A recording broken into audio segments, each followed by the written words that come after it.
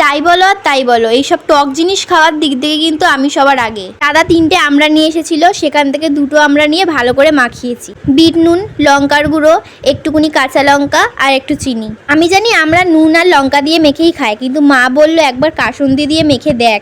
সত্যি কাসুন্দি দিয়ে মাখার পর এটার টেস্ট মানে 1000 গুণ বেড়ে গেছে। আর এই টক কোনো জিনিসের বাটি যদি আমার হাতে থাকে, সেটা শেষ না করা পর্যন্ত আমি কিছুতেই ছাড়বো না।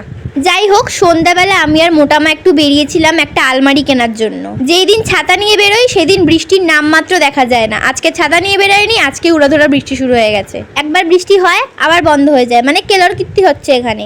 আলমারি কিনতে গেছিলাম, কিন্তু কোনো কালার আলমারি পছন্দ হচ্ছে না। তারপরে এই ক্রিম কালারের আলমারিটা নিয়েছিলাম। তারপর আমি আর মোটামা শপিং মল দেখলেই তো এক ঠ্যাং শপিং মলের দিকে বাড়িয়ে দিই। আর সেইখানে গিয়ে আমার মা তো নিজের জন্য কিছু কিনবে না, আমার আর দাদার জামা কাপড় নিয়ে টানাটানি করতে থাকে। আর যদিও বা নিজের জন্য কিছু কেনে, সেটা হলো সাংসারিক জিনিসপত্র, হাঁড়ি, বালতি, কাপ, গ্লাস, ছাতার মাথা ইত্যাদি ইত্যাদি। অন্যদিন শপিং মলে গিয়ে কাচের গ্লাস, বাটি এইসব নিয়ে টানাটানি করতে থাকে, কিন্তু আজকে দেখি পা মোছা নিয়ে টানাটানি শুরু করেছে। ভাই আমরা গরিব, আমরা পা মুছবো সেটাও টাকা দিয়ে কিনে? অসম্ভব ভাই, এইসব পা মোছা তো বড় লোকরা ইউজ করে, আমরা তো গরিব। আমরা তো ছেঁড়া জামা যেগুলো ইউজ হয় না সেগুলো আমরা পা মোছা হিসেবে ব্যবহার করি। টাকা দিয়ে পা মোছা কেনা এগুলো তো বিলাসিতা। তাও মোটামা একটা কিনেছে। আর এদিকে আমি তো শপিং মলে যাই শুধু আয়না দেখে ছবি তোলার জন্য, মানে যে যার ধান্দায় থাকে এই আর কি। বাড়িতে আসার সময় হাজি থেকে চিকেন রোল কিনেছিলাম।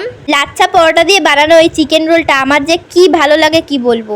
মোটামা কিন্তু বিরিয়ানি খায় না, কিন্তু আজকে হঠাৎ কি মনে হলো যে বিরিয়ানি খাবে। 2 প্লেট বিরিয়ানি নিয়ে এসেছিলাম, এখনো সেই বিরিয়ানি পড়ে রয়েছে। এই বিরিয়ানি 2 দিন ধরে খাওয়া হবে এখনো।